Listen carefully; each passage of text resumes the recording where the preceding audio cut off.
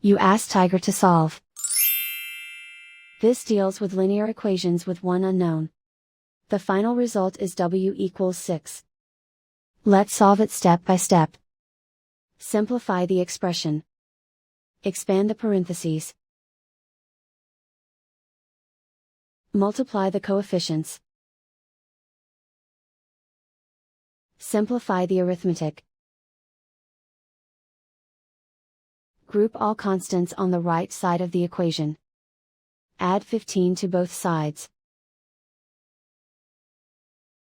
Simplify the arithmetic.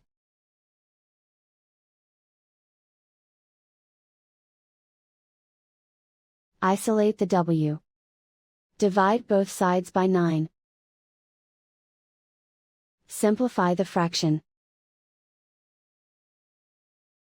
Find the greatest common factor of the numerator and denominator. Factor out and cancel the greatest common factor.